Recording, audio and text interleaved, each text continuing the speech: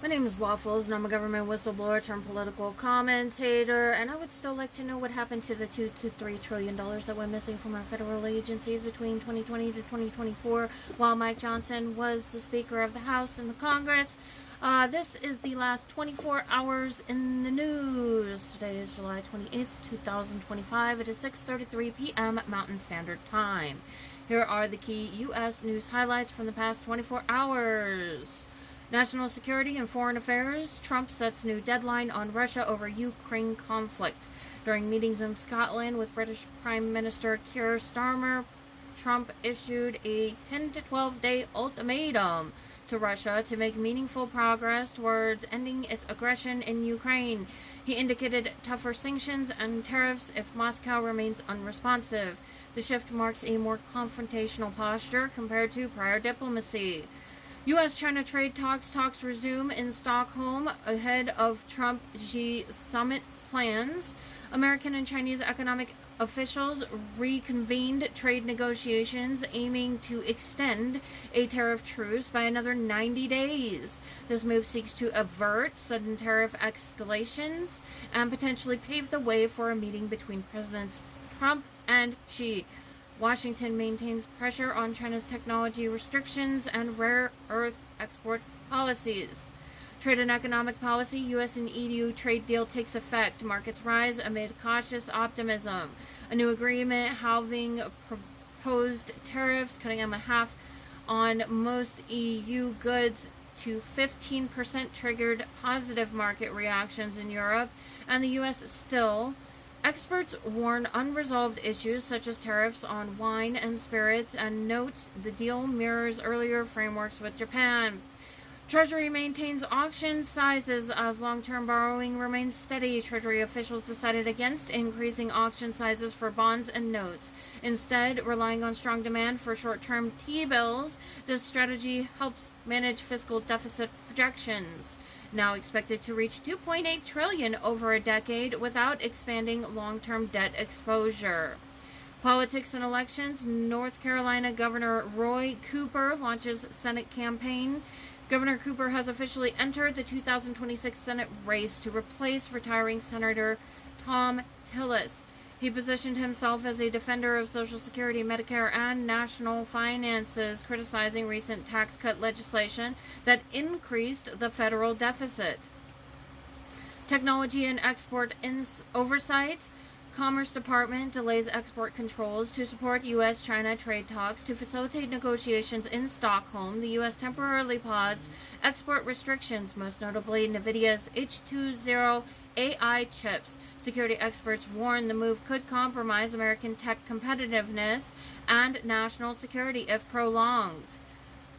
Here are the closing results for today's U.S. equity markets, followed by the verified highlights and trends from the past 24 hours. The SPDR S&P 500 ETF SPY closed at approximately $636.94, nearly flat for the day.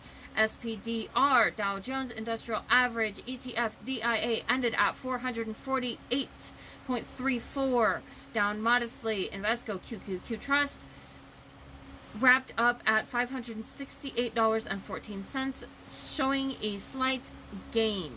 Here's the S&P 500. This is the Dow Jones today. And this is Invesco QQQ.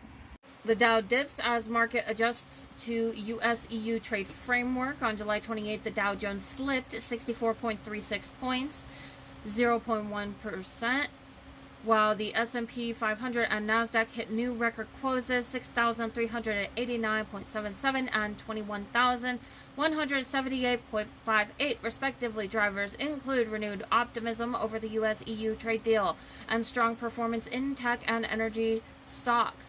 Investor focus now shifts to upcoming tech earnings, inflation data, and Federal Reserve meeting.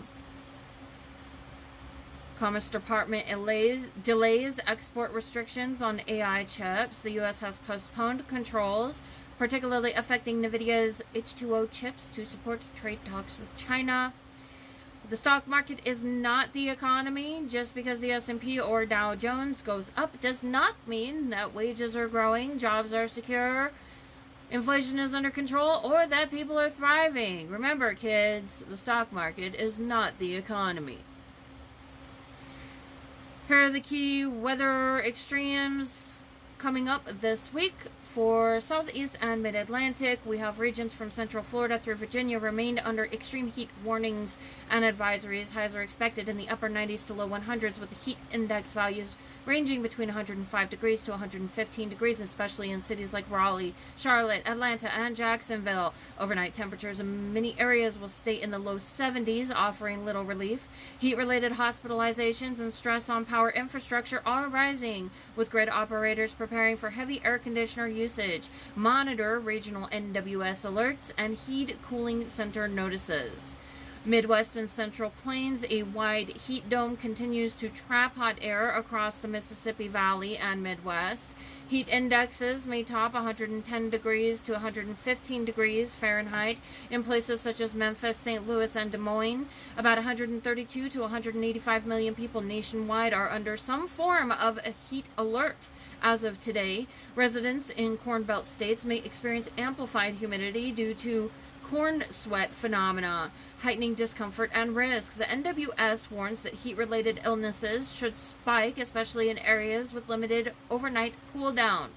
Northern Plains and Upper Midwest, a major derecho threat has been issued for Monday evening into early Tuesday for parts of South Dakota, North Dakota, Minnesota, and northern Iowa. Forecasts indicate a level 4 to 5 risk on a 1 to 5 scale, with potential wind gusts exceeding 70 to 75 miles an hour. Embedded tornadoes and hailstorms rapidly organize into long-lived squall lines.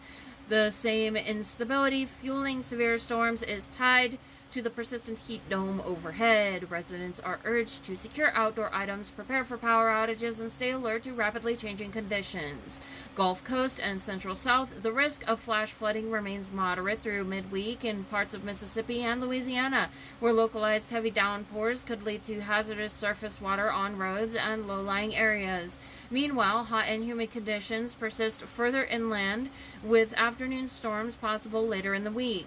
Southwest and Southern Plains and California coast, the Southern Plains and Mississippi Valley continue under extreme heat risks through midweek, with step-up inland into the southwest. Areas like Texas, Oklahoma should prepare for sustained 100-degree plus temperatures. Southern California's coastal region may face elevated winds and hazardous sea conditions, especially for marine interests, with possible red flag or marine warnings in light of gusty conditions.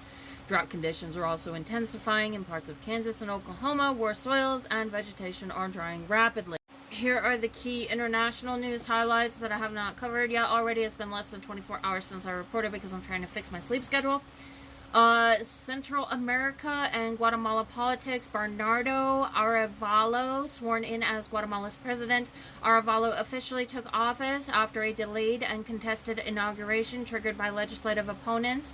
The swearing-in followed a last-minute effort by the country's Congress to curtail his authority, heightening concerns about democratic erosion in Guatemala.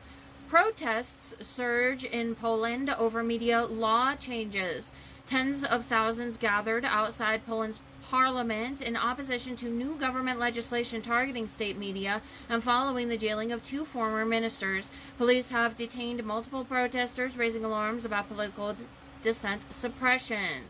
Myanmar Rebel Alliance signs ceasefire with military government. A rebel coalition in northern Myanmar agreed to a ceasefire with the junta in China-mediated talks. The fragile truce offers brief respite from escalating violence, but observers note challenges remain in sustaining peace and preventing humanitarian crises.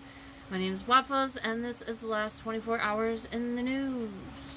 So the Olympics is great, and Johnny for the others, the World Cup, Johnny is the head of it. We had our top people, Wasserman. They all came in on the Olympics, and then I saw Johnny. And we got the World Cup too. And it's only because they rigged the election that I'll be your president representing you there. I got both of them. I got the Olympics and I got the World Cup. And I said, it's too bad. One was in 2026 and the other was in 2028. And I said, I won't be there, I won't be your president. But then they rigged the election, and now we won, so I'm going to be your president for the Olympics and for the World Cup. So, Johnny, thank you for the World Cup, and everybody, thank you for the Olympics. We're going to have a great time. Hey guys, don't forget to like, share, subscribe, and comment on my videos. And also, don't forget to check out my shop where you could get this awesome Real Patriots Punch Nazis t-shirt. America, fuck yeah!